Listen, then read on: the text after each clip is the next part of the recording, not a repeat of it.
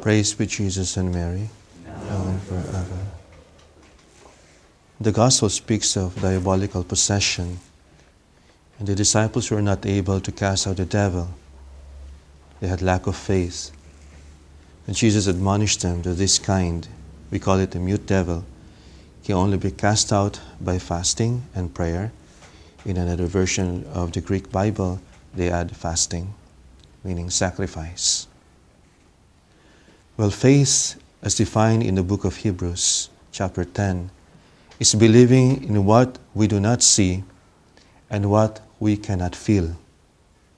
Faith is not a matter of feelings or emotion. It is a matter of conviction and love. Faith can move mountains. And this was how St. Peter Damian, the saint who I'm celebrating today, lived his life, full of faith. But he understood that faith must also be tested. That is why in his writings he was so insistent that we must rejoice when we suffer. That when there are trials in our life, we must not complain, but offer everything to the Lord. Because faith indeed becomes stronger when it is being tested in the furnace, so that when it comes out, it is quite pure. The crucifix, Lord crucified there, is a symbol of faith. It is composed of two dimensions, the vertical and the horizontal. The vertical may symbolize love, the horizontal is sacrifice. We could say that love is empty without sacrifice, and sacrifice is useless without love. They go together on this earth. Only in heaven will the vertical remain. No more sacrifice, but only love. But as long as we are living on this earth, we need both in order to be sustained by our faith in Jesus. It is like this. One saint said that, I forgot the name, faith gives direction like a dove, the eyes are faith, and the wings, left and right, are love and hope, and the feet, humility, and the tail, patience.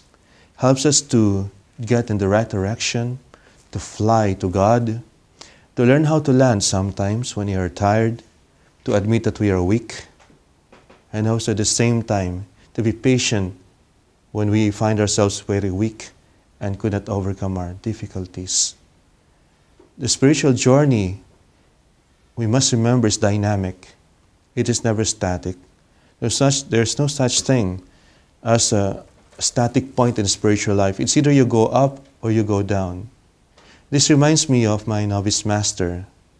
When we were novices many years ago. He told us, when you wake up in the morning, just imagine that your bed is like purgatory, flaming. Jump out of bed, then go to the chapel. I never forgot that. It stayed in my mind. No? Of course, those who are sick is exempted from that kind of attitude. Father Gabriel was telling us a story when he was studying the Seraphicum in Rome many years ago, that it was also taught to them that kind of attitude. When you wake up in the morning, jump out of bed. Don't be lazy. However, he forgot it was a double-decker. He hit his head quite hard. And Father Gabriel, I will never forget the experience. You also have to be careful when you jump out of bed. No. It means that the simple things that we usually neglect are very important also to our life. If we are faithful in small things, He will also be faithful in big things. In the day with Mary, it's much the same. Being faithful in small things is so important that it actually makes up the bigger things that you see happening. And Saint Therese of the Child Jesus was insistent on this, to be faithful in small things with love. What makes small things valuable in the eyes of God is how you do it, what love you put in it. It is not what you do, but how you do the thing that you do that counts the most before God. And this we often forget. Even, for example, there was a saint, Saint Benilde, LaSalle brother. He became a saint not by miracles. He never experienced ecstasies in prayer, But what he did during the day was very simple. When he sees a small piece of paper in the corridor, he just pick it up and throw it in the wastebasket and say in his heart, Lord, I do this because I love you. Very, very simple. Those simple things in the eyes of God are very great indeed. Magnanimity is when we are able to do small things with great love for God. And this spirituality is, of course, part and parcel of every Christian. All of us are obliged to be able to, in our consecration to the Immaculata, to make every dimension, every phase of our life valuable for God, small things or big things. It's like our Blessed Mother at the foot of the cross. She participated, cooperated as co-redemptrix with Jesus our Redeemer. We did not notice that. Many Jews would not notice that. If you were there maybe during that time on Calvary, what you would notice is Jesus hanging there on the cross, just looking at him. But there silently stood Stabat Mater Dolorosa. Our Blessed Mother was silently cooperating with Jesus unnoticed. But throughout the centuries, that cooperation of our Blessed Mother was amplified by the fathers of the Church and by the saints by their own life of cooperation with Jesus through our Blessed Mother. It's quite deep, this Calvary event. On it depended our salvation, our redemption.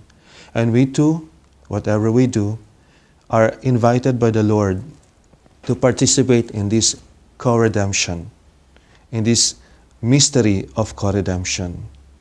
Our sufferings, therefore, in this mystery of co-redemption, which was very connected with what our Blessed Mother did. She cooperated with her sufferings, united with the sufferings of Jesus for our redemption, salvation.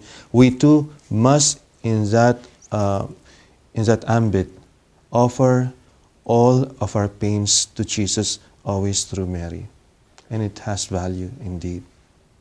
So we pray to our Blessed Mother that through the day with Mary, that those people who are cooperating in this, in the day with Mary, may realize that even though they do small things, as long as they do it for love and united with our Blessed Mother, that makes our Blessed Mother very happy.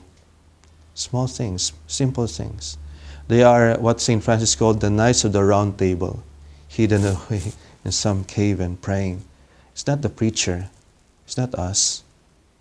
The victim souls are what are valuable in the eyes of God. Lay people also. Even religious friars or sisters hidden away somewhere, suffering because they are ill, could not participate, but yet they offer with love all that they can. That's something.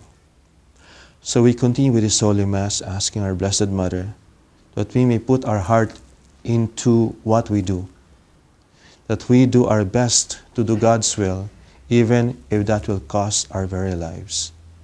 In nomine Patris et Filii et Spiritus Sancti. Amen. Patris